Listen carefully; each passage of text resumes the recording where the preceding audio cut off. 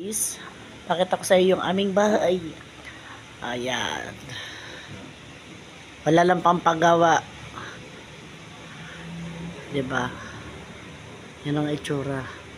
Matagal pa yan naka-steady, guys. Pero dito na kami natutulog. Ayan. Ito yung pinagawa ng asawa ko, loft bed kung tawagin. Ano lang yan, guys? Tawag nito yung natirang mga plywood. Ayan. Ay yung bintana, oh. Yan, oh. Wala pang pintuan. Milim. Bakit siya dumilim?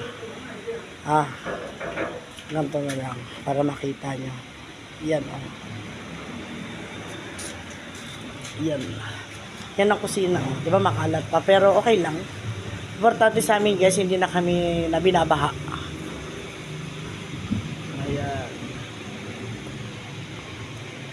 Kaso, hindi ko alam kung matutuloy na siyang gawin kasi wala na po akong trabaho. Kaya please don't forget to subscribe my TikTok or my YouTube channel, Mami Waray. Ayan pa. Ito yung TV namin, guys. Diba? Yan ang TV. Labahan ko, oh. Ay, may bra pa, sorry. Yan. Dahil pang kalat. Yan ang CR namin, guys, oh.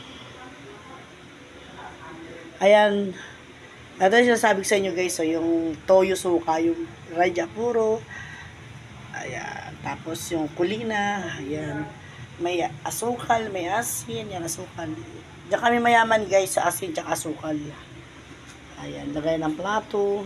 Simpleng buhay lang talaga kami. Ayan yung mga altar namin. Kaya lang, kasi kami paglagyan. So, diyan na muna siya. Wala lang, na-share ko lang. Gugulo, guys, no? Pero okay na sa amin to. Kasi walis-walis lang naman, guys. Ayan.